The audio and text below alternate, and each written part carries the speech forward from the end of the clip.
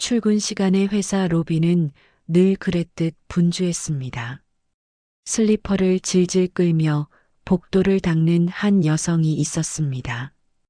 회색 유니폼에 허리까지 내려오는 앞치마, 손에 든 낡은 걸레. 누가 보아도 평범한 청소부처럼 보였습니다. 하지만 이상하게도 아무도 그녀를 제대로 보려 하지 않았습니다. 직원들은 그녀를 벽지처럼 여겼습니다. 엘리베이터 앞에서 마주쳐도 시선을 피하거나 떨어뜨린 서류를 주워달라고 한 뒤 고개조차 숙이지 않았습니다. 그녀의 이름을 아는 이는 아무도 없었고 그냥 청소 아주머니라 불렀습니다. 그 여자 좀 이상하지 않아요? 인사팀 강민지 대리는 며칠 전부터 이상한 기분을 느끼기 시작했습니다. 그녀는 매일 정해진 시간에 나타났고 유독 회장실 앞 복도를 오래 닦았습니다. 걸레질을 하면서도 유난히 조심스러웠고 마치 바닥에 속삭이듯 고개를 깊숙이 숙이곤 했습니다. 어느 날 강 대리는 우연히 탕비실에서 물을 마시고 나오는 길에 그녀가 누구와 속삭이듯 통화하는 모습을 보게 됐습니다. 응, 다 알아. 오늘도 갔어. 내 손으로 직접 했어. 그녀는 놀란 듯 휴대폰을 재빨리 감췄고 눈빛이 굳어졌습니다. 강 대리는 아무 말 없이 지나쳤지만 그 순간부터 이상한 의심이 머릿속에 맴돌기 시작했습니다. 대체 이 여자는 누구지? 하지만 대부분의 직원들은 전혀 관심이 없었습니다. 사무실 안에서는 승진 얘기, 회식 얘기, 주식 얘기로 떠들썩했고 경영진은 다가올 인수합병 건으로 비서실까지 정신이 없었습니다. 회장실은 몇 주째 비어 있었습니다. 회장은 해외 출장을 떠난 상태였고 회계팀만 임시로 그 방을 사용하고 있었지요. 그런데도 그녀는 단 하루도 빠지지 않고 텅 빈 회장실 앞을 조용히 닦았습니다. 청소 시간이 끝나면 그녀는 말없이 청소도구함을 밀고 지하로 내려갔습니다. 엘리베이터 안에서 누가 말을 걸어도 그저 조용히 미소만 지었고 단 한마디도 하지 않았습니다. 하루는 경비 아저씨가 강 대리에게 웃으며 말했습니다. 그 아주머니요? 이상해요. 나 여기서만 10년 넘게 근무했는데 말하는 걸 한 번도 못 들었어요. 괜히 하는 소리지만 누가 보면 귀신이라고 해도 믿을 것 같아요. 강민지는 웃으며 넘겼지만 왠지 기분이 좋지 않았습니다. 그녀는 매일 가장 먼저 출근했고 가장 마지막에 퇴근했습니다. 청소부라면 당연한 일일 수도 있지만 이상했습니다. 마치 회사를 그냥 일하러 오는 사람이 아니라 회사를 지켜보는 사람처럼 느껴졌습니다. 그날 저녁이었습니다. 강 대리는 야근을 하다가 우연히 빈 회장실 앞을 지나게 되었습니다. 불이 꺼진 회장실, 비가 내리던 창밖, 그리고 그 앞에서 걸레를 짜고 있던 익숙한 회색 유니폼. 그녀였습니다. 머리는 젖어 있었고 입은 굳게 다문 채 말없이 바닥을 닦고 있었습니다. 그런데 그날만큼은 뭔가 달라 보였습니다. 그녀의 눈빛엔 묘한 안도감, 어쩌면 결심 같은 것이 서려 있었습니다. 그녀는 마지막으로 바닥을 닦고 나서 고개를 들었습니다. 회장실 문을 뚫어지게 바라보는 눈빛은 마치 이제 그 문을 열어도 된다는 듯한 단단한 결의가 담겨 있었습니다. 그리고 다음 날 아침, 그녀는 출근하지 않았습니다. 대부분은 그저 그만뒀겠지라며 넘겼지만 강민지는 그 순간 알 수 있었습니다. 무언가 조용히 그러나 크게 바뀌기 시작했음을. 그녀가 사라진 다음 날 사무실엔 작은 소문 하나가 떠돌기 시작했습니다. 청소 아주머니 그만두셨대. 왜? 무슨 일 있었어요? 글쎄, 갑자기 그만두신 거라는데. 그럼 누가 회장실 앞 닦아? 별거 아닌 듯 던져진 말이지만 그날따라 유독 많은 이들이 회장실 앞 복도를 한 번씩 돌아보았습니다. 이상하게도 항상 반짝이던 그 바닥은 왠지 칙칙해 보였고 불 꺼진 회장실 문은 텅 빈 공간처럼 낯설게 느껴졌습니다. 그날 오후 인사팀 강민지 대리는 자판기 커피를 뽑으며 탕비실 창가에 기대고 있었습니다. 그녀의 머릿속에는 며칠 전 청소부 여성이 누군가와 통화하던 모습이 떠오르고 있었습니다. 작은 목소리, 굳은 표정, 그리고 마지막 날의 눈빛. 그건 단순한 퇴사자의 뒷모습이 아니었습니다. 그 순간 옆자리 동료가 말을 걸어왔습니다. 근데 너도 들었어? 회장실 말이야. 뭐가요? 며칠 전부터 이상한 사람이 다녀갔대. 누가요? 몰라. 감시 카메라에는 안 잡혔는데 그 방 안에 무슨 봉투랑 낡은 사진 같은 게 놓여 있었대. 강 대리는 순간 숨이 막혔습니다. 사진이라니? 무심코 들은 그 단어 하나에 며칠 전 밤에 본 그녀의 눈빛이 다시 떠올랐습니다. 그건 이별이 아니라 인사를 남기고 가는 사람의 눈빛이었습니다. 그날 이후 직원들 사이에선 작은 이야기들이 떠돌기 시작했습니다. 그 아주머니 실은 회장님하고 무슨 관계라더라. 비서였대. 아니면 뭐 숨겨진 가족? 어느 날 새벽에 회장실 안에서 무릎 꿇고 울고 있는 걸 봤다는 사람도 있었대. 사실 대부분은 헛소문이었습니다. 하지만 확실한 건 모두가 그녀를 떠올리기 시작했다는 것입니다. 전에는 아무도 관심 없던 청소부, 어디서부터인가 사람들의 기억 속에 퍼즐 조각처럼 얽히기 시작했습니다. 청소부의 모습은 하나하나 다시 재조립되고 있었습니다. 그녀가 늘 회장실만 청소했던 이유, 점심시간에도 홀로 회장실 근처 계단에 앉아 있던 모습, 엘리베이터를 탈 때마다 가끔씩 회장실 번호를 눌렀다가 취소하던 손가락, 그리고 항상 무언가를 망설이는 듯한 눈빛. 누군가는 말했습니다. 그 여자가 회장님 딸이라는 얘기도 있어. 어린 시절에 버림받았다나 뭐라나. 아니야. 들었는데 실은 이 회사 진짜 주인이래. 회장보다 주식 더 많다더라. 사람들은 말이 꼬리를 물수록 더 흥분했고 진실은 점점 더 흐려졌습니다. 하지만 강민지는 그 모든 소문 중 어느 하나에도 쉽게 고개를 끄덕이지 않았습니다. 왜냐하면 그녀는 그 마지막 밤의 눈빛을 직접 보았기 때문입니다. 그건 단순한 신분 반전도 아니었고 감춰진 딸의 슬픔만도 아니었습니다. 그녀는 그날 무언가를 끝내고 돌아섰습니다. 그리고 강 대리는 직감했습니다. 이 회사의 진짜 이야기는 이제부터 시작된다고요. 그 일이 벌어진 건 월요일 아침이었습니다. 출근 시간, 직원들은 바삐 키카드를 찍고 회사 안으로 들어섰습니다. 여느 때와 다를 것 없는 시작이었습니다. 그런데 그날은 뭔가 달랐습니다.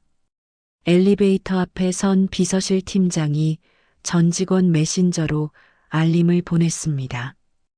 회장실에서 긴급회의가 소집되었습니다. 임원 전원 즉시 참석 바랍니다. 이른 아침 갑작스러운 호출의 분위기는 술렁였습니다. 특히나 회장은 출장 중이었습니다. 출장은 이번 주까지 이어질 예정이었고 그 누구도 대리 호출 권한을 가진 사람은 없었습니다. 모두가 궁금해했죠. 누가 회장실에서 회의를 소집했지? 회의실에 들어선 사람들. 그 안에는 익숙한 모습이 앉아 있었습니다. 하지만 동시에 너무 낯선 존재이기도 했습니다. 회장 의자에 앉아 있던 사람. 그건 다름 아닌 며칠 전까지 복도를 닦던 청소부 그 여자였습니다. 모두가 굳어섰습니다. 회의실은 정적에 잠겼고 그녀는 조용히 손을 들어 앉으세요. 라고 말했습니다. 그 짧은 한마디에 모두는 본능적으로 자리에 앉았습니다. 말투는 단호했고 시선은 흐트러짐 없이 전면을 바라보고 있었습니다. 먼저 제 소개부터 하겠습니다. 저는 윤서정입니다. 지금까지 이 회사를 청소부로 지켜봤지만 이제부터는 이 회사의 실질적인 운영 책임자로서 여러분 앞에 섰습니다. 그녀의 말에 회계팀장이 벌떡 일어섰습니다. 이건 무슨 장난입니까? 회장님의 허락도 없이. 그 순간 그녀는 손에 들고 있던 봉투 하나를 책상 위에 올렸습니다. 회장님의 도장과 서명이 찍힌 공증 위임장이었습니다. 그 아래엔 여러 장의 주식증서, 복사본이 첨부되어 있었습니다.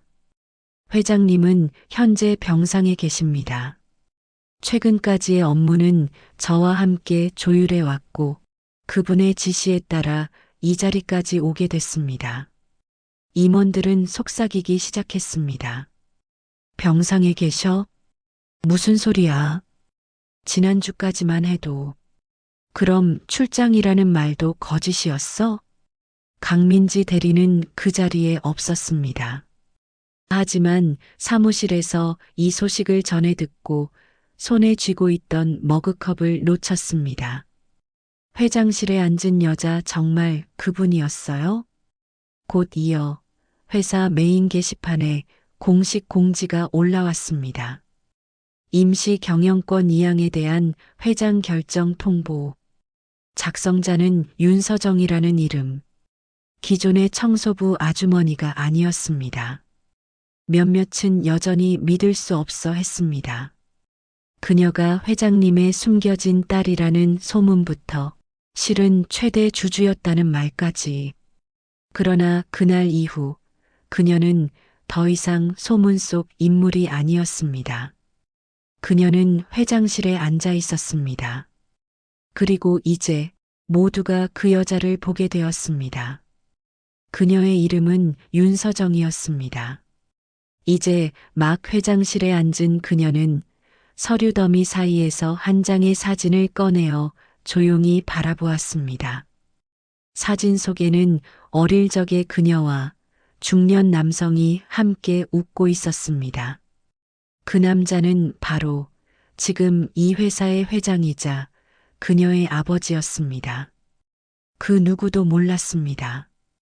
회장에게 딸이 있었다는 사실조차 고위 임원들조차 알지 못했습니다.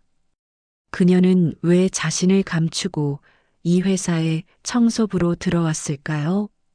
그날 저녁 회사는 여전히 술렁이고 있었습니다. 비서실 팀장은 조용히 회장실로 들어갔고 윤서정은 그를 맞이하며 고개를 살짝 숙였습니다.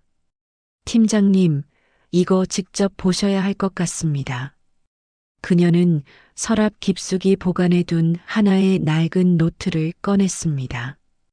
회장의 필체로 빼곡히 적힌 일기장이었습니다. 그 안에는 이렇게 적혀 있었습니다. 내가 딸을 버린 날 처음으로 인간이길 포기했다. 하지만 그녀는 나보다 더 강했다. 청소부가 되어 이 회사를 다시 보러 왔다. 팀장은 충격을 받았습니다. 이게 진짜 회장님 글입니까? 윤서정은 천천히 고개를 끄덕였습니다. 제가 이 회사에 들어온 건 복수 때문이 아니었습니다. 전 아버지가 만든 회사를 그가 어떤 시선으로 바라보았는지를 알고 싶었습니다. 그리고 제가 본 건 그 시선이 사라졌다는 사실이었습니다. 팀장은 입을 다물지 못했습니다. 그녀는 계속 말했습니다. 여기 직원들은 지쳐 있었고 정은 없었으며 모두 숫자만 쫓고 있었습니다. 저는 청소부로 그 틈을 걸었습니다. 매일 복도에서 회장실 앞에서 회사를 지켜봤습니다. 그리고 마침내 준비가 끝났습니다. 그녀의 말은 담담했지만 마음속에 불꽃 같은 의지가 숨겨져 있었습니다. 그녀가 청소부로 위장의 회사에 들어온 건 3년 전이었습니다. 정문으로 입사한 것도 아니었습니다. 아버지가 마지막으로 건넨 전화 한 통과 한 통의 편지가 전부였습니다. 너를 사람들 속에 섞이게 하자. 내가 보고 듣는 이 회사의 현실이야말로 내가 회장이 되기 전에 반드시 알아야 할 것들이다. 그녀는 아버지의 뜻을 받아들였습니다. 당당히 등장하는 대신 조용히 회사를 밟았고 숨쉬는 공기 속에서 진실을 느끼고자 했습니다. 처음엔 직원들의 무시도 받았습니다. 구석에서 밥을 먹고 계단에 앉아 시간을 보냈고 심지어 자신의 손으로 화장실 바닥을 문질렀습니다. 하지만 그런 매일 속에서 그녀는 사람들을 보았습니다. 욕심에 물든 이들, 진심으로 일하는 사람들, 그리고 침묵 속에 울고 있는 이들까지. 그녀는 그 속에서 이 회사의 심장 소리를 들었습니다. 그리고 이제 그녀는 그 심장을 다시 뛰게 만들 준비를 하고 있었습니다. 그녀가 처음 그곳을 떠난 건 17살이 되던 해였습니다. 그날 밤 집안은 쩌렁쩌렁 울리는 고성으로 가득했고 어머니는 울고 있었으며 아버지는 책상을 내려치며 외쳤습니다. 윤서정, 넌 이제 내 딸 아니다. 그녀는 문 밖에 서 있었습니다. 하지만 그 말은 마치 그녀의 뺨을 친 듯 또렷하게 들려왔습니다. 그날 이후 그녀는 집을 나왔고 다시는 아버지라 불렀던 사람을 보지 않았습니다. 그녀의 어머니는 오래전 세상을 떠났습니다. 그때부터 아버지는 사업에 몰두했고 가정은 점점 부서졌습니다. 딸은 외로웠고 아버지는 차가웠습니다. 결국 둘 사이에는 대화도 눈빛도 사라졌습니다. 그녀는 예고도 없이 집을 나와 작은 원룸에서 혼자 지내며 아르바이트로 학비를 벌었고 그 사이 아버지는 재계의 황제로 불릴 만큼 거대한 기업을 세웠습니다. 그녀는 언젠가 우연히 뉴스에서 글을 봤습니다. 중년의 남자, 날카로운 눈빛, 그리고 말 한마디에 움직이는 수백억의 자본. 그 모습은 낯설면서도 어딘가 슬퍼 보였습니다. 그렇게 10년이 넘는 시간이 흘렀습니다. 그러던 어느 날 갑작스레 걸려온 전화 한 통. 서정아 아버지다. 그녀는 숨을 멈췄습니다. 그 한마디로 머릿속에 묻어두었던 기억들이 무너져 내렸습니다. 아버지는 다급하게 말했습니다. 시간이 많지 않다. 지금 나를 좀 봐주겠니? 그녀는 망설였습니다. 그를 미워한 시간보다 그리워한 시간이 더 많았다는 걸 그때 처음 깨달았습니다. 결국 그녀는 그를 만나러 갔고 병원 병실에서 마주한 아버지는 한때의 무서운 회장님이 아니라 초라한 노인이 되어 있었습니다. 서정아, 이 회사를 내 눈으로 다시 봐줘. 겉으로는 성공했지만 속은 썩고 있다. 내가 만든 이 조직이 내가 모르는 괴물이 되어가고 있다. 그녀는 대답하지 않았습니다. 다만 그의 손을 한번 잡아주었고 그 눈빛 속에 마지막 부탁을 이해했습니다. 며칠 뒤 그녀는 조용히 이력서를 넣었습니다. 청소 용역 계약직, 이름은 가명, 주소도 임시 거주지. 이 회사의 심장 가까이에 가장 조용히 스며드는 방법을 택한 것이었습니다. 청소부로 일하면서 그녀는 수많은 것을 보았습니다. 회의실에서 인턴을 무시하는 중간 간부, 야근하는 직원 책상에 커피 한 잔 내려두고 사라지던 개발자, 자신의 팀원 실수를 덮어쓰고 나서 혼자 우는 팀장까지.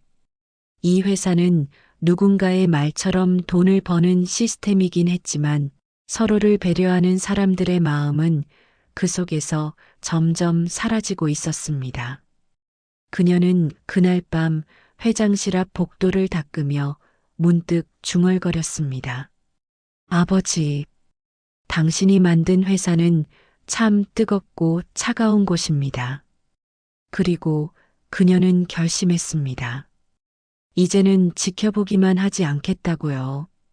그녀의 손으로 아버지의 마지막 부탁을 이루겠다고. 그녀가 마지막으로 회사를 떠나던 날은 비가 내리던 목요일 오후였습니다. 복도 창밖엔 잿빛 빗방울이 뿌려지고 있었고 사람들은 퇴근 준비로 분주했습니다. 하지만 그날 그녀는 유난히 천천히 움직였습니다. 마치 회사의 마지막 숨결 하나하나를 가슴에 담아가겠다는 듯이요. 그녀는 사물함을 열어 그 안에 고이 접어둔 낡은 노트를 꺼냈습니다. 노트 첫 장에는 이렇게 적혀 있었습니다. 여기서 본 것, 느낀 것, 그리고 잊고 싶지 않은 것들. 그녀는 매일 청소가 끝난 뒤 몰래 몇 줄씩 적어 내려갔습니다. 누가 누굴 배려했고 어느 팀장이 야근하는 팀원을 위해 조용히 도시락을 내려놓았는지 또 누구는 매일같이 휴게실에서 후배의 고민을 들어주었는지 그녀는 이름도 쓰지 않고 감정만 기록해 두었습니다. 그날 오후 그녀는 그 노트를 회장실 책상 서랍에 조용히 넣었습니다. 그리고 바로 옆에는 오래된 사진 한 장과 함께 손편지 한 통을 올려두었습니다. 아버지, 당신이 만든 회사는 완벽하진 않지만 그 안에는 따뜻한 사람들이 있었습니다. 저는 그 따뜻함을 지키기 위해 돌아올 것입니다. 그것이 그녀가 회장실을 떠나기 전 이 회사에 남긴 첫 번째 결제였습니다. 그녀는 아무도 없는 복도를 걸었습니다.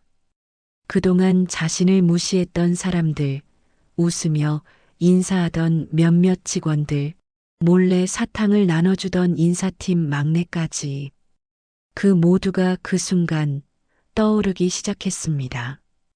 지하 주차장으로 향하던 그녀는 마지막으로 고개를 들어 로비 천장을 올려다보았습니다. 그곳에는 사람을 위한 기업이라는 문구가 조용히 빛나고 있었습니다. 그 문구 아래 그녀는 자신이 진짜 해야 할 일을 깨달았습니다. 며칠 후 그녀는 다시 그 회사에 돌아왔습니다. 하지만 이번엔 청소도구가 아닌 정장과 회장 명패를 들고서였습니다. 처음엔 모두가 놀랐습니다. 복도를 닦던 그 여자가 회장 자리에 앉았다는 사실을 믿지 못했습니다. 하지만 얼마 지나지 않아 그녀는 첫 번째 공지문을 회사 전 직원에게 발송했습니다. 제목 관찰자의 기록. 공지문에는 지금까지 회사 곳곳에서 벌어졌던 작고 큰 미담, 사소하지만 깊은 배려의 순간들, 그리고 숫자로만 평가되었던 직원들의 진짜 모습이 담겨 있었습니다. 그리고 마지막 문장은 이랬습니다. 저는 여러분의 행동을 기억하고 있었습니다. 앞으로는 여러분 스스로도 서로를 기억해 주시기 바랍니다. 이곳은 사람이 먼저인 회사를 만들어 갈 것입니다. 그 메시지는 빠르게 퍼졌고 회의실, 탕비실, 복도마다 조용한 탄성이 흘러나왔습니다. 그녀는 그렇게 청소부였던 과거를 딛고 회장으로서 첫 발을 내딛었습니다. 윤서정 회장이 된 지 일주일이 지난 어느 아침이었습니다. 회사의 모든 부서, 메일함에 동시에 한 통의 공문이 도착했습니다. 제목은 단순했습니다. 인사 재조정안 공고. 하지만 그 안의 내용은 오랜 시간 그 자리에 있던 사람들의 세계를 송두리째 흔들어 놓을 만한 것이었습니다. 첫째, 기획본부 이사 해임. 둘째, 재무팀 부장 강등 및 외부 감찰 착수. 셋째, 인사팀 대리 2명 내부 승진 검토. 넷째, 사내 익명 제보 시스템 즉시 가동. 특히 첫 번째 항목에 적힌 이름, 기획본부 이사 장무성이라는 글자를 본 순간 사내는 순식간에 얼어붙었습니다. 장무성 이사는 이 회사에서 20년을 버텨온 인물로 회장 비서실과도 긴밀한 관계를 맺고 있었으며 사내 권력의 중심이라 해도 과언이 아니었습니다. 그런 그가 아무런 예고 없이 공문 한 줄로 해임됐다는 사실은 누구에게도 쉽게 이해되지 않았습니다. 심지어 장 이사는 본인조차 전날 밤까지 아무 말도 듣지 못했다고 했습니다. 이게 무슨 짓입니까? 그는 비서실 문을 박차고 회장실로 향했습니다. 그러나 문 앞을 막아선 건 낯선 보안 요원이었습니다. 직접 만나게 해. 난 이 회사의 핵심이었다고. 하지만 보안 요원은 말없이 손바닥을 내밀며 전자키 인증을 요구했습니다. 그는 더 이상 임원 권한이 없다는 뜻이었습니다. 그 광경을 멀리서 지켜보던 몇몇 직원들은 눈을 마주치지 못한 채 자리를 떴습니다. 회사의 공기가 달라지고 있었습니다. 아무도 예상치 못한 방식으로요. 같은 시각 회장실 안. 윤서정은 조용히 커피를 한 모금 마신 뒤 모니터에 뜬 보고서를 하나하나 훑고 있었습니다. 그녀의 옆에는 인사팀 강민지 대리가 앉아 있었습니다. 그녀는 의아한 눈빛으로 물었습니다. 회장님, 정말 이렇게 급하게 하셔도 괜찮으시겠습니까? 사내 반발이 클 수도 있고 언론에도. 윤서정은 고개를 들었습니다. 표정엔 흔들림이 없었습니다. 민지 씨, 제가 회장실을 청소하던 시절 장 이사님의 대화를 우연히 여러 번 들었습니다. 그녀는 노트 한 권을 꺼냈습니다. 바로 과거에 매일 정리하던 관찰자의 기록이었습니다. 그 안엔 날짜, 시간, 장소, 그리고 정확한 대화 내용이 적혀 있었습니다. 이 직원은 자르자, 정 떨어져, 목소리가 거슬려, 승진은 우리 쪽 애로 밀어, 요즘 회장 늙었어, 신경 안 써. 윤서정은 눈을 감았습니다. 그리고 단호하게 말했습니다. 이 회사는 더 이상 사람을 숫자로만 보지 않을 겁니다. 우리는 사람의 태도를 보겠습니다. 그게 아버지와 저의 약속이었습니다. 그녀의 말은 낮고 조용했지만 책상 위 커튼이 살짝 흔들릴 만큼 공기마저 긴장으로 얼어붙었습니다. 그날 이후 직원들은 청소부에서 회장이 된 여자가 단순한 이미지용 인물이 아니라는 것을 깨닫기 시작했습니다. 그리고 회사 안에는 조용한 폭풍이 불기 시작했습니다. 장무성 이사는 그렇게 조용히 사라질 사람이 아니었습니다.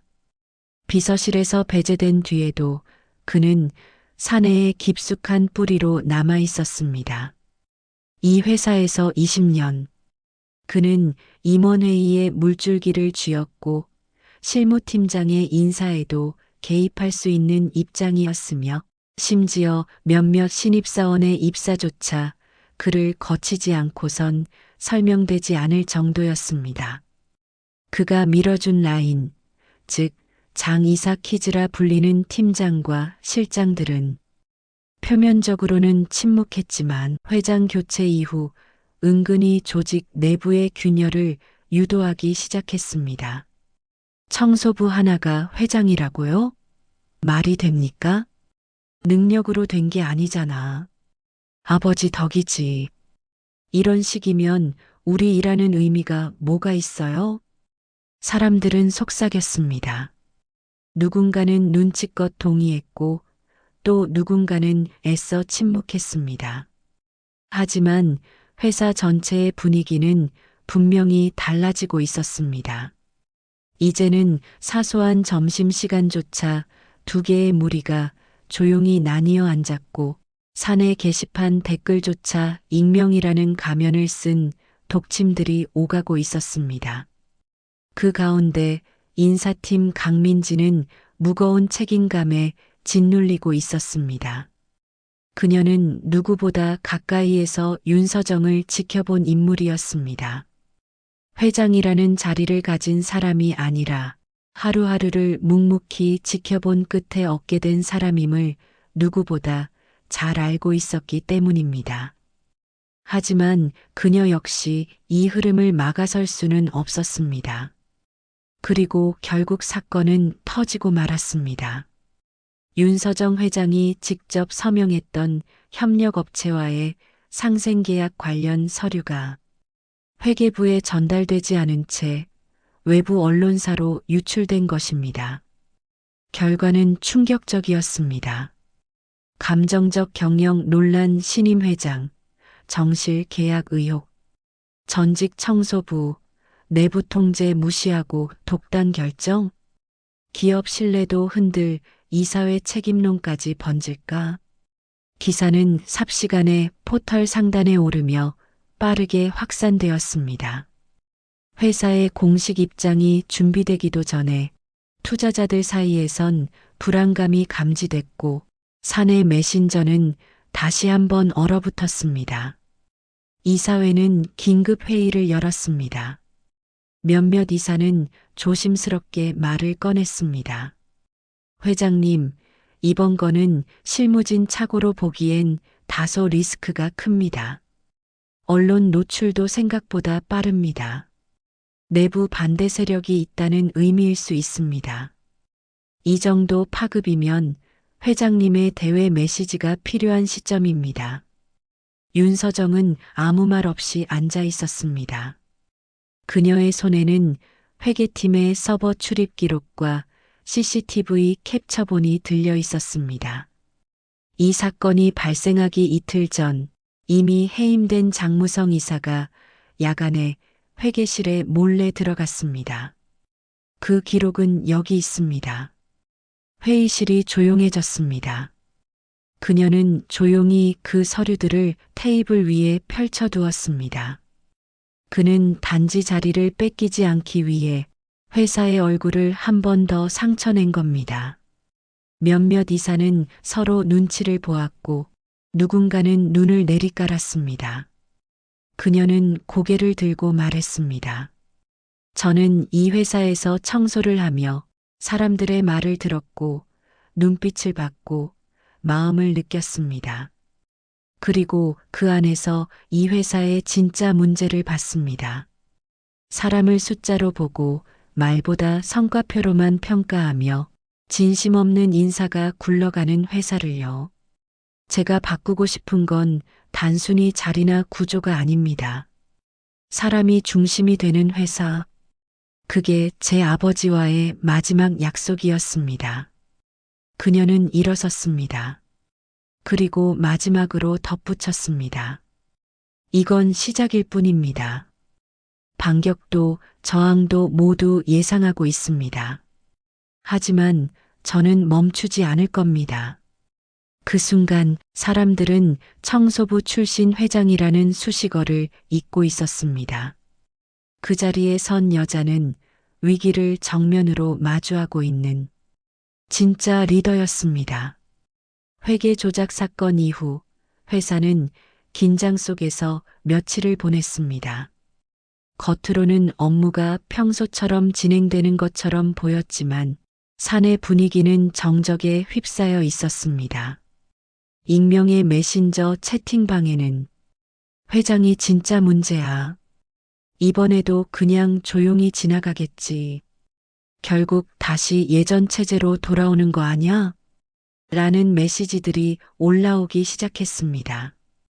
윤서정은 아무런 해명을 하지 않았습니다. 언론 대응도 하지 않았고 임원진을 따로 부르지도 않았습니다. 그녀는 오히려 매일 아침 예전처럼 조용히 6시에 출근해 가장 먼저 로비 복도를 천천히 걸었습니다. 하지만 모든 침묵에는 이유가 있었습니다. 사건 발생 열흘째 되는 날 아침, 회사 전체 메일함으로 하나의 문서가 전달됐습니다. 제목은 단 한 줄이었습니다. 사람을 위한 회사를 만들기 위한 첫 번째 제안 회장 윤서정 드림. 모두가 동시에 문서를 열었습니다. 내용은 그 어떤 행정문서보다 단순하고 명확했습니다. 윤서정 회장의 첫 메시지. 저는 말없이 이 회사를 지켜보며 많은 생각을 했습니다. 사람은 숫자가 아닙니다. 회사는 기계도 전쟁터도 아닙니다. 사람을 중심에 두는 경영, 그 첫걸음을 지금 시작합니다. 이번 회계 조작건은 단순한 문서상의 오류가 아닌 오랫동안 이 조직 안에 숨어있던 두려움과 거짓의 결과였습니다. 저는 더 이상 두려움으로 운영되는 회사를 만들고 싶지 않습니다.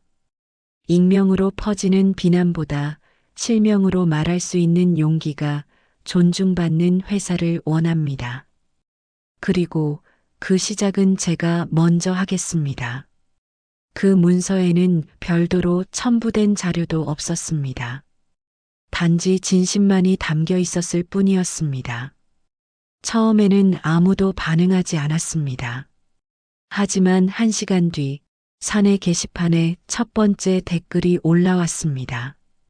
회장님, 예전에 탕비실 정수기 고장났을 때 아무 말 없이 컵 들고 기다려주셨던 거 기억합니다. 그때도 이미 청소부가 아니셨던 것 같아요. 감사합니다. 진심이 느껴졌습니다. 그 댓글은 직원 계정으로 등록된 신입사원 김지혜의 글이었습니다. 그리고 그 밑에 하나씩 댓글이 이어졌습니다.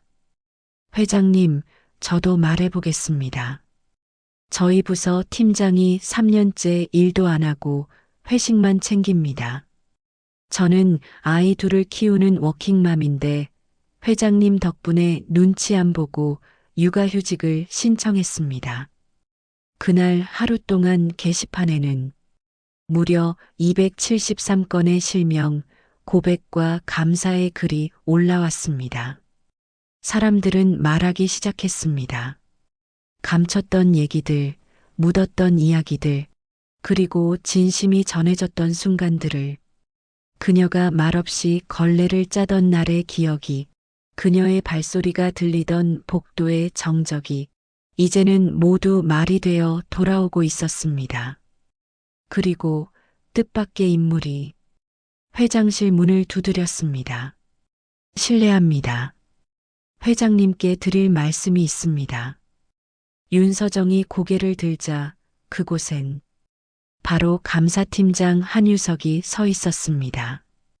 그는 한때 장무성 라인으로 분류되던 인물이었습니다. 회장님, 지금부터 제가 가진 기록과 자료를 모두 제출하겠습니다. 장이사 쪽에서 진행됐던 내부 거래 흐름, 저는 알고 있었습니다. 하지만 지금까지는 말할 용기가 없었습니다.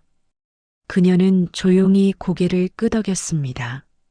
말없이 손을 내밀며 그의 파일을 받았습니다.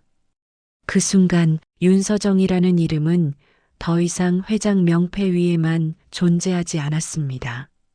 그녀는 이제 직원들의 말 위에, 행동 위에, 그리고 사람들 사이에 존재하는 사람이 되어가고 있었습니다. 그날 오후 회장실엔 커튼이 쳐져 있었습니다. 창밖으로 흐리게 들어오는 햇빛만이 조용히 공간을 비추고 있었고, 윤서정은 감사팀장 한유석이 놓고 간 자료를 책상 위에 정리하고 있었습니다.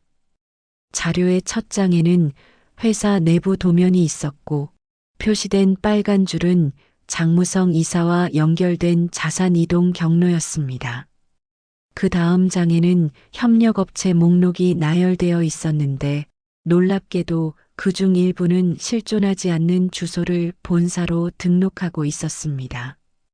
그리고 결정적인 페이지. 장 이사의 조카 이름과 일치하는 법인 명예, 그리고 그 계좌로 빠져나간 수억 원대의 비용 명세서. 윤서정은 한참 동안 그 페이지를 바라보고 있었습니다. 숨소리조차 멈춘 듯한 정적 속에서 그녀는 천천히 손을 들어 가만히 관자놀이를 짚었습니다. 이 회사의 병은 겉으로는 보이지 않았지만 분명히 깊었습니다. 감사팀장이 그녀를 처음 찾아왔을 때 그의 손은 떨리고 있었습니다. 회장님, 처음엔 저도 두려웠습니다. 이걸 보고도 말하지 못한 시간이 너무 길었습니다. 그 말은 오래도록 그녀의 가슴에 남아 있었습니다. 두려움. 그게 바로 지금까지 회사를 지배해온 진짜 시스템이었습니다. 그녀는 침착하게 인터폰을 눌렀습니다. 법무팀장님, 지금 회장실로 와주시겠어요? 곧 이어 회의실 안에는 법무팀장과 감사팀장이 함께 자리했습니다. 이 자료를 기반으로 공식 고발장을 작성해 주십시오. 내부에서 조용히 덮고 갈 문제가 아닙니다. 이건 회사의 뿌리를 흔드는 문제이고 앞으로 우리가 지향해야 할 방향과 정면으로 배치됩니다. 법무팀장은 놀란 눈으로 말했습니다. 회장님, 혹시 투자자 반응이나 언론 파급에 대해서는? 하지만 그녀는 고개를 끄덕이며 말을 막았습니다. 그럼에도 불구하고 우리는 지금 정면으로 가야 합니다. 이제껏 이 회사는 덮는 방식에 익숙했지만 이제부터는 밝히는 방식에 익숙해져야 합니다. 감사팀장은 처음으로 그녀에게 깊게 고개를 숙였습니다. 그건 존경이자 안도였습니다. 누군가가 이제는 앞에 서서 이 회사를 지켜낼 것이라는 확신이었습니다. 며칠 후 서울중앙지검 경제범죄수사부에 공식 고발장이 접수되었습니다. 고발인 윤서정, 소속 우주태화그룹 대표이사, 내용 전 기획본부 이사 장무성 외 내부자 3인의 횡령 및 배임 혐의. 같은 날 회사 내부 공지 게시판에 다음과 같은 공지가 올라왔습니다. 공식 공지. 감사 결과에 따라 내부 부정거래 정황이 확인되어 외부 수사기관의 정식 고발 조치가 이뤄졌습니다.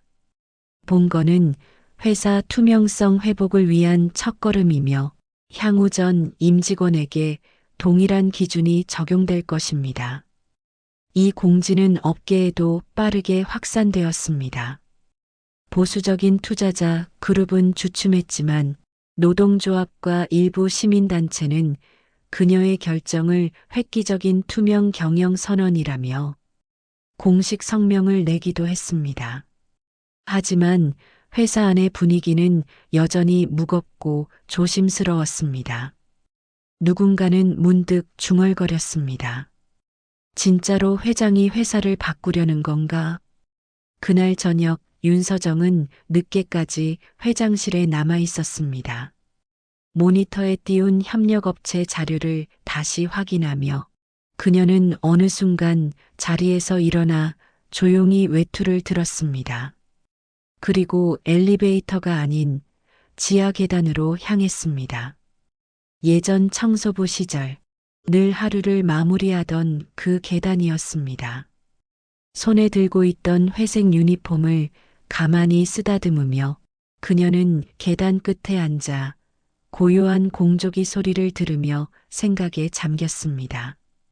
아버지, 제가 당신에게 묻고 싶던 말이 있었어요.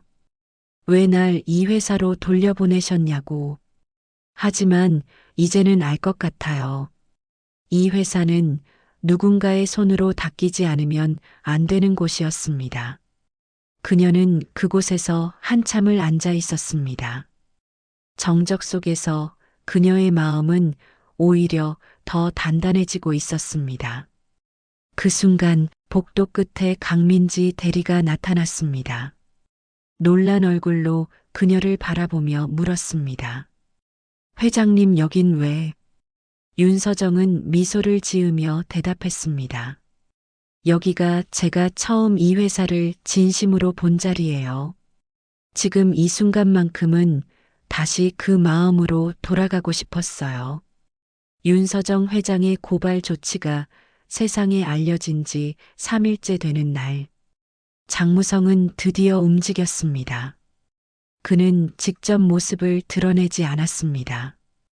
대신 그의 측근이라 알려진 전 홍보팀 출신 프리랜서 기자가 한 유튜브 채널에 제보 형식으로 영상을 올렸습니다. 영상은 내부 고발자의 충격 고백이라는 자극적인 제목과 함께 한 장의 문서와 녹취 파일 일부를 재생하기 시작했습니다. 제가 분명히 반대했습니다. 이 계약은 문제가 있다고 회장님이 밀어붙이셨잖아요. 서류 도장도 직접 찍으셨고 지금 와서 왜 저를 탓하십니까? 그 목소리는 명백히 장무성 이사의 목소리, 그리고 상대방은 분명히 윤서정 본인의 목소리처럼 들렸습니다. 영상은 삽시간에 퍼졌습니다. 회장이 책임 회피? 위에서 지시했는데 실무자에게 덮어씌워? 같은 제목의 기사들이 뉴스 포털에 도배되기 시작했습니다. 익명 커뮤니티에도 불길은 옮겨 붙었습니다. 봐라, 결국 이 사람도 별 다를 게 없었어. 분명히 아버지 덕에 앉은 거 맞다니까. 이제야 실체가 드러났네. 청소부가 왜 회장을 해? 그리고 마침내 이사회 긴급 임시회의가 소집됐습니다. 안건은 단 하나. 회장 윤서정의 직무정지 권고안. 비서실에 이 소식이 전달된 건 오후 4시. 회의는 불과 2시간 뒤에 열릴 예정이었습니다. 인사팀 강민지는 숨이 막혔습니다. 회장님, 이제 어떡하시겠어요? 윤서정은 말없이 고개를 숙인 채 자신의 노트북을 조용히 열었습니다. 그녀는 이미 알고 있었습니다. 그 음성 파일은 조작된 편집물이라는 사실을. 녹취 원본은 장무성이 회장실을 몰래 녹음한 여러 파일 중 일부였고 내용을 자의적으로 편집해 회장이 계약을 강행한 것처럼 조작된 결과물이었습니다. 하지만 그녀는 중얼이듯 말했습니다. 이사회는 지금 진실보다 이미지에 더 반응할 겁니다. 그녀는 자료 파일 하나를 USB에 옮겼습니다. 그 안에는 감사팀장 한유석이 제공한 장무성의 내부 이메일, 녹취 조작 전 원본 파일, 그리고 거래 계좌 흐름까지 모두 담겨 있었습니다. 그녀는 깊은 숨을 내쉬고 자리에서 일어섰습니다. 오후 6시 본사 20층 회의실. 이사회는 이미 거의 만장일치 분위기였습니다. 몇몇 이사는 말없이 고개를 끄덕였고 사회이사 한 명은 회사의 대외 이미지 손상이 크다고 단정적으로 말했습니다. 윤서정이 입장하자 일순 정적이 흘렀습니다. 하지만 그녀는 단호하게 앞으로 나가 USB를 회의용 스크린에 연결했습니다. 회의에 앞서 이 영상 하나를 먼저 보시죠. 스크린에 재생된 건 조작 전 원본 음성이었습니다. 회장님, 이 계약은 요건이 미비합니다. 그러니까 장 이사님 정상화하자는 겁니다. 협력업체도 감시받아야죠. 그럼 제 쪽 사람들 다 빠져야 합니다. 불공정하다면 그렇게 해야죠. 영상이 끝나자 방안은 무겁게 가라앉았습니다. 그녀는 이어 말했습니다. 회사를 바꾸려는 제 노력이 미숙해 보였을 수 있습니다. 하지만 저는 단 한 번도 이 회사를 이용하지 않았습니다. 오히려 이 회사가 사람 위에 군림했던 시스템을 깨고자 했습니다. 한 이사가 조심스레 손을 들었습니다. 회장님, 그러면 유출된 파일은? 감사팀장과 법무팀의 협조로 장 이사 측이 의도적으로 편집하여 유포한 정황을 이미 확보했습니다. 필요하다면 검찰 수사 자료도 즉시 공유하겠습니다. 그 순간 처음으로 방 안에 앉아있던 이사진 중 누군가가 박수를 쳤습니다. 그는 사회이사 중 유일하게 중소기업 CEO 출신이었고 과거 윤서정이 사내 직원 인터뷰를 통해 그를 발탁했던 인물이었습니다. 나는 이 사람이 회장 자격이 없다고 생각하지 않습니다. 진실 앞에서 도망치지 않은 사람을 우리는 더는 의심할 이유가 없습니다. 서서히 몇몇 이사들이 고개를 끄덕이기 시작했습니다. 정적은 흔들렸고 분위기는 바뀌었습니다. 윤서정은 처음으로 작게 숨을 내쉬었습니다. 그리고 이렇게 마무리했습니다. 이 자리를 지키는 것이 제 목표가 아닙니다. 다만 이 자리를 통해 이루고 싶은 것이 있는 사람으로 남고 싶을 뿐입니다. 그날 저녁 이사회는 윤서정 회장의 직무정지 권고안을 기각했습니다. 윤서정 회장은 그렇게 자리를 지켜냈습니다. 조작된 음성 파일, 언론의 맹공, 이사회의 압박 속에서도 그녀는 회사를 떠나지 않았습니다. 그녀가 그 자리에 남았다는 사실 하나만으로도 사람들의 시선은 달라지기 시작했습니다. 청소부였던 회장이 진짜로 살아남았어. 그 자리를 욕심내는 게 아니라 지키려고 했구나. 처음엔 이상했는데 이제는 그냥 회장으로 보인다. 사내 복도, 식당, 휴게실, 말없는 직원들 사이로 아주 작지만 분명한 변화의 기류가 흘렀습니다. 누구보다 먼저 그것을 느낀 사람은 인사팀 강민지 대리였습니다. 점심시간 복도 끝에서 그녀를 기다리던 2명의 직원이 조심스럽게 다가와 말했습니다. 대리님, 저희도 혹시 새 조직 재편에 참여할 수 있을까요? 솔직히 회장님 일 처리하는 거 보면서 생각이 바뀌었어요. 강민지는 미소 지었습니다. 그녀는 그 말이 얼마나 큰 용기에서 나온 것인지 알고 있었기 때문입니다. 같은 시각 윤서정은 본격적인 조직 개편안을 책상 위에 펼치고 있었습니다. 가장 먼저 손을 댄 것은 인사권과 평가 시스템이었습니다. 그동안 평가 기준은 숫자와 실적이었고 라인에 속한 인물들이 승진을 독점하는 구조였습니다. 하지만 이제부터는 익명 실무 피드백, 정량 마이너스 정성, 혼합 평가제도, 그리고 직급 제한 없는 제한제도가 도입될 예정이었습니다. 사람들은 놀랐습니다. 그중 한 과장은 속으로 생각했습니다. 이런 시스템 듣기만 했지. 진짜 우리 회사에서 하게 될 줄은 몰랐어. 그리고 드디어 조직 개편 1차 명단이 공지되었습니다. 놀랍게도 그 명단에는 과거 장무성 라인에 있었던 직원들도 일부 포함되어 있었습니다. 그중 몇몇은 윤서정 회장을 향해 비난을 퍼부었던 인물들이기도 했습니다. 직원들은 웅성였습니다. 이게 뭐지? 회장님, 왜 저 사람들까지? 하지만 그녀는 그 질문에 이렇게 답했습니다. 죄는 미워해도 사람은 다시 봐야 합니다. 실력 있는 사람, 그리고 지금 변화에 응답한 사람이라면 누구든 두 번째 기회를 가질 자격이 있습니다. 그 말은 파장을 일으켰습니다. 사람들은 생각했습니다. 내가 만약 잘못된 줄에 서 있었더라도 지금이라도 돌아선다면 받아줄까? 조직은 그렇게 조금씩 사람의 온도를 가지기 시작했습니다. 그리고 동시에 검찰은 장무성 이사를 정식 소환하며 수사를 본격화했습니다. 그와 함께 유령업체 운영에 가담했던 법인 대표 2명도 횡령 및 배임 혐의로 입건되었습니다.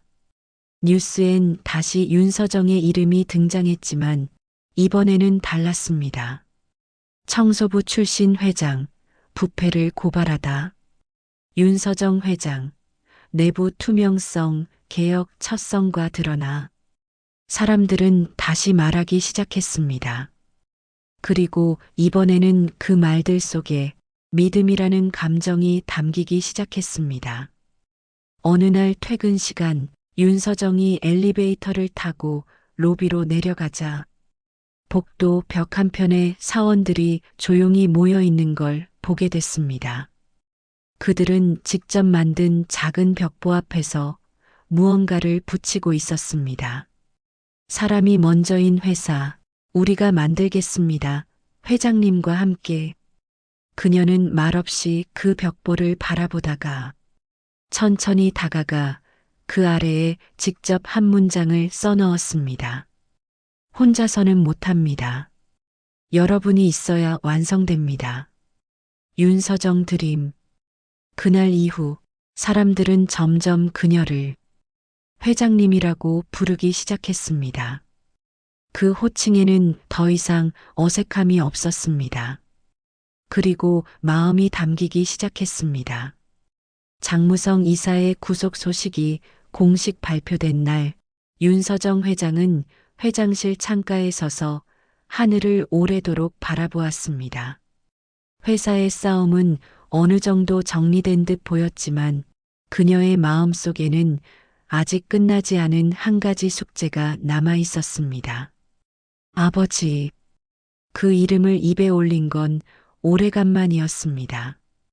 처음 자신에게 회장 자리를 제안했던 그날 이후 아버지는 긴 병상 끝에 세상을 떠났고 그녀는 아직 그의 무덤에도 가보지 못했습니다.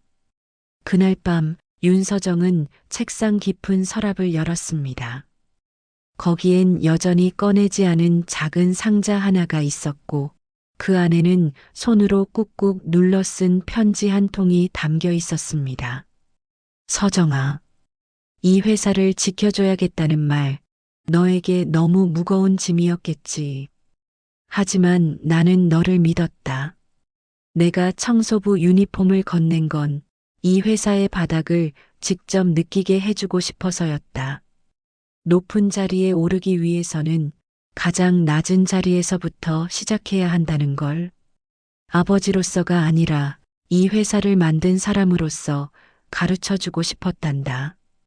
이제 내가 이 회사를 이끌어가는 동안 사람을 먼저 생각하는 마음을 절대 잊지 말아다오. 편지를 다 읽은 그녀는 오랜만에 눈물을 흘렸습니다. 회장이 된 뒤로는 한 번도 울지 않았던 그녀였지만 그날 밤만큼은 손등으로 눈가를 닦아낼 수 없었습니다.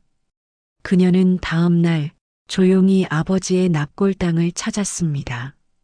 묘비 앞에 앉아 작은 꽃 한 송이를 내려놓고 말했습니다. 아버지, 이제야 알겠어요. 이 회사가 왜 중요했는지, 왜 제가 청소부로 시작해야 했는지를요. 그리고요. 이젠 조금은 자신 있어요. 사람들이 서로를 보는 눈빛이 바뀌는 걸 제가 두 눈으로 봤거든요. 그녀는 천천히 일어섰습니다. 묘비에는 단 한 줄의 글귀가 새겨져 있었습니다. 사람이 사람을 존중하는 회사를 꿈꾸다. 며칠 뒤 윤서정은 회장실에서 비서실장과 마지막 회의를 가졌습니다. 회장님, 정기 인사 발표 준비 완료됐습니다. 다만 그 안건도 그대로 내시겠습니까? 비서실장이 조심스레 꺼낸 안건은 바로 회장직 사임에 관한 건이었습니다. 그녀는 고개를 끄덕였습니다. 이제는 다른 사람이 이 회사를 이끌 준비가 되었다고 믿습니다. 제 역할은 회사가 변할 수 있다는 걸 보여주는 것이었고, 이제는 그걸 이어갈 누군가에게 자리를 내어줄 때라고 생각합니다. 그녀는 사인문을 조용히 인쇄해 직접 서명했습니다. 그 문서 한 장이 그녀가 회장으로 남긴 마지막 결정이었습니다. 그리고 다음 날 아침, 사내 게시판에 윤서정 회장의 사임 공지가 올라왔습니다. 회장 사임 인사말 윤서정. 여러분과 함께한 시간 진심으로 감사했습니다. 저는 이 회사를 다시 사랑하게 되었고 이곳에서 사람들의 온기를 느꼈습니다. 청소부에서 회장까지 그 여정은 저에게 무엇보다 소중한 배움이었습니다. 이제는 또 다른 방식으로 여러분을 응원하겠습니다. 사람이 사람을 기억하는 회사, 계속해서 함께 만들어주세요. 윤서정 드림. 사람들은 게시글 앞에서 오랫동안 멈춰 섰습니다. 누군가는 눈시울을 붉혔고 누군가는 아무 말 없이 박수를 쳤습니다. 이제 이 회사는 정말 달라졌어요. 그 사람 덕분이에요. 그녀는 마지막으로 복도를 한 바퀴 돌았습니다. 누구보다 익숙한 바닥, 손때 묻은 창틀, 그리고 언제나 닦던 회장실 앞에 대리석 바닥까지. 그녀는 손끝으로 그 자리를 스치며 이렇게 속삭였습니다. 여기 잘 부탁드립니다. 그날 이후 사람들은 그녀를 그냥 윤서정이 아닌 우리 회장님이라 불렀습니다. 그 호칭은 직함이 아닌 기억과 존경의 이름으로 남았습니다. 윤서정 회장이 조용히 회사를 떠난 뒤 사무실에는 당분간 묘한 공백이 감돌았습니다. 출근 시간은 그대로였고 회의도 평소대로 열렸지만 사람들은 무언가 허전함을 느꼈습니다. 엘리베이터 문이 열릴 때마다 어디선가 걸레를 든 모습이 나타날 것만 같았고 회장실 복도를 지날 땐 누군가 말없이 바닥을 닦고 있지는 않을까 눈길이 갔습니다. 그러던 어느 날 사내 이메일로 한 통의 공지가 올라왔습니다. 사내 전 직원 자유 에세이 공모전 주제 내가 만난 사람. 그건 윤서정 회장이 떠나기 전 비서실에 남겨놓고 간 작은 메모에서 시작된 행사였습니다. 저는 이 회사를 바꾼 게 아니라 이 회사에 있는 사람들의 마음을 보았을 뿐입니다. 그 이야기들을 누군가는 기록해줘야 하지 않을까요? 에세이 공모는 일주일 만에 무려 128명의 직원들이 자발적으로 글을 보내면서 회사 역사상 유례없는 참여율을 기록했습니다. 그 중에는 평소 조용하던 경비실 이장석 씨의 글도 있었습니다. 청소하던 그분이 제게 처음으로 수고 많으십니다라고 말해줬습니다.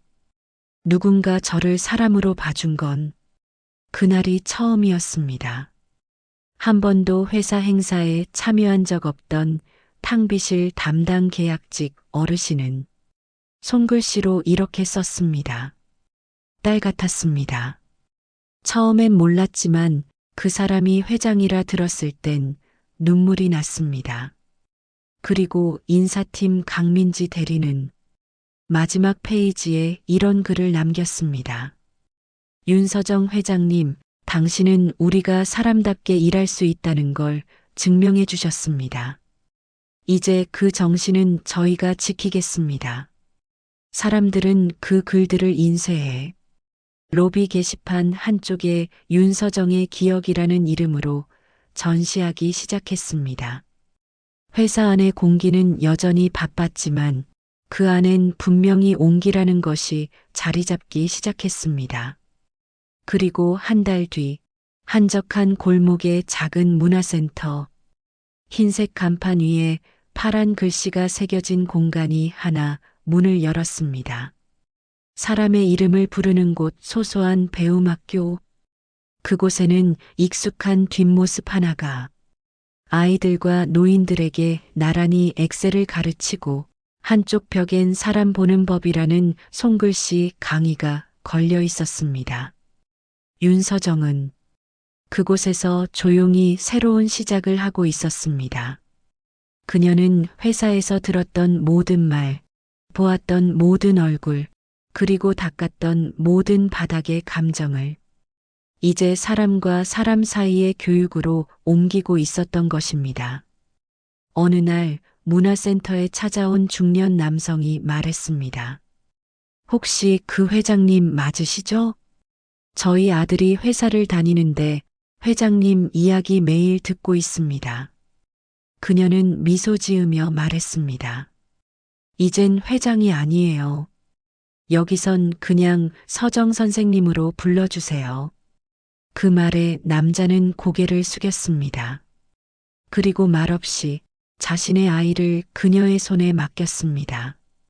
그렇게 윤서정은 또다시 낮은 곳에서 사람을 바라보기 시작했습니다. 회사를 떠나고도 그녀는 사람의 마음을 닫고 있었고 누군가의 삶을 반짝이게 만들고 있었습니다. 그리고 그건 아버지가 남긴 마지막 유산을 또 다른 방식으로 이어가는 길이었습니다. 가을 바람이 부는 어느 날 윤서정 앞으로 한 통의 편지가 도착했습니다. 봉투 겉면에는 익숙한 로고가 선명하게 찍혀 있었습니다. 바로 그녀가 떠난 회사 태화그룹. 편지는 예전 동료, 인사팀 강민지 대리가 직접 쓴 손글씨였습니다. 회장님, 아니 선생님. 다음 달 열리는 창립 50주년 기념식에 꼭 와주셨으면 합니다. 사람들 모두 선생님을 그리워하고 있습니다. 처음엔 망설였습니다. 그녀는 지금 새로운 삶을 시작했고 그곳에서 만난 사람들과 하루하루를 충실히 살고 있었기 때문입니다. 하지만 편지 마지막 줄이 그녀의 마음을 움직였습니다. 선생님이 닦아준 바닥 위에서 우리가 당당히 걷고 있다는 걸 보여드리고 싶어요. 그리고 한 달 후 윤서정은 단정한 셔츠와 바지 차림으로 태화그룹 본사 대강당을 찾았습니다. 복도에 들어서자 예전처럼 반듯한 구두 소리들이 들렸고 그 속엔 말없이 고개를 숙이며 인사하는 직원들의 모습이 있었습니다. 그녀가 강당 문을 열자 순간적으로 모든 시선이 그녀에게 쏠렸습니다. 몇 초간 정적이 흐른 뒤 어디선가 누군가가 천천히 박수를 쳤고 그 박수는 점점 커져 강당 전체가 환호와 박수로 가득 찼습니다. 강민지가 달려와 그녀를 맞았습니다. 선생님, 와주셔서 정말 감사합니다. 윤서정은 그 말에 조용히 고개를 끄덕였습니다. 그리고 강단 앞으로 걸어갔습니다.